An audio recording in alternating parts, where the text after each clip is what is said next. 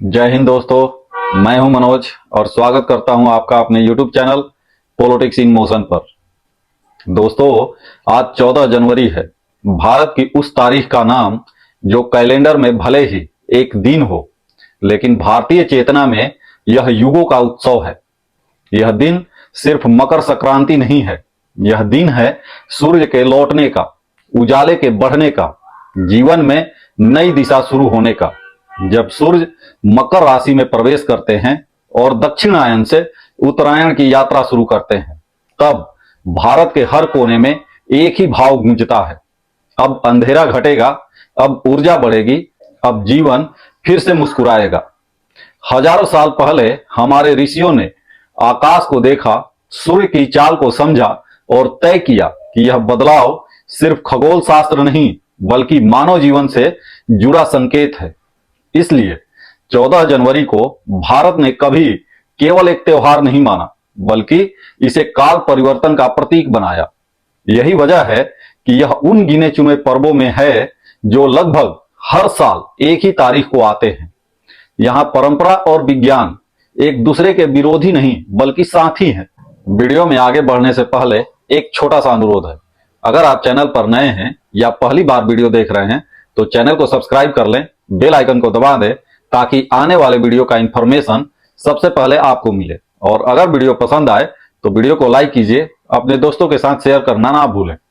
अब आते हैं अपने टॉपिक पर। इस दिन नदियों के घाटों पर सूरज की पहली किरण के साथ लाखों लोग स्नान करते हैं। यह सिर्फ शरीर की शुद्धि नहीं बल्कि मन और विचारों की भी सफाई है। मान्यता है कि इस दिन किया गया दान, सेवा और पुण्य कई गुना फल देते हैं। तिल, गुड़, खिचड़ी, अन्न, ये सब प्रतीक हैं उस संस्कृति की जो कहती है कि जब प्रकृति देती है तो मानव का कर्तव्य है बांटना। 14 जनवरी किसान के लिए किसी पर्व से कम नहीं। महीनों के मेहनत के बाद जब खेतों से फसल घर आती है, तब यह दिन धन्यवाद का दिन बन जाता है। यह त्योहार हमें याद दिलाता है कि भारत की आत्मा आज भी गांव, खेत और किसानों में बसती है। यहाँ उत्सव किसी महल में नहीं बल्कि खुले आंगन और खेतों के बीच जन्म लेते हैं। और यही कारण है कि 14 जनवरी पूरे भारत में अलग अलग नामों से लेकिन एक ही भावना के साथ मनाई जाती है।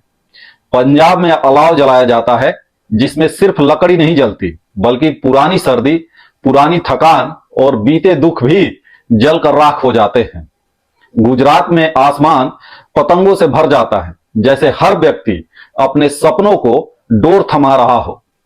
तमिलनाडु में पोंगल की खुशबू यह बताती है कि अन्न ही जीवन है। असम में माघ बिहू सामूहिक आनंद का पर्व बन जाता है। महाराष्ट्र से उत्तर भारत तक तिल और गुड़ की मिठास लोगों के रिश्तों में घुल जाती है। तिल और गुड़ का संदेश बहुत गहरा है। जीवन में चाहे कितनी भी कड़वाहट क्यों ना हो, अगर मिठास बनाए रखी जाए तो समाज मजबूत रहता है। यही कारण है कि यह पर्व सिर्फ धार्मिक नहीं बल्कि सामाजिक भी है। यह दिन सिखाता है कि ऊंचाई पर उड़ने के लिए पतंग और जमीन से जुड़े रहने के लिए डोर दोनों जरूरी है। इतिहास गवाह है कि भारत में जब जब समय कठिन हुआ, तब तब ऐसे पर्वों ने समाज को जोड़े रखा। 14 जनवरी ने कभी जाति, भाषा या क्षेत्र नहीं पूछा। यह हर उस व्यक्ति का पर्व है जो नई शुरुआत में विश्वास करता है। यही वजह है कि महाभारत में भी भीष्म पितामह ने देह त्याग के लिए उत्तरायण की प्रतीक्षा की, क्योंकि यह समय त्याग, शुद्धता और प्रकाश का प्रतीक माना गया। आज के आधुनिक भारत में भी 14 जनवरी की प्रासंगिकता कम नहीं हुई है। जब दुनिया तनाव, संघर्ष और अनिश्चितता से गुजर रही है, तब यह दिन हमें याद दिलाता है कि प्रकृति का नियम है, अंधकार अस्थायी नहीं होता। सूर्य लौटता है, रोशनी बढ़ती है और जीवन आगे बढ़ता है। 14 जनवरी हमें यह भी सिखाता है कि प्रगति सिर्फ तकनीक से नहीं, संस्कार से भी होती है। जब हम अपनी जड़ों से जुड़े रहते हैं, तब ही भविष्य मजबूत बनता है। यह पर्व हमें अतीत से जोड़ता है, वर्तमान को संतुलित करता है और भविष्य के लिए आशा देता है।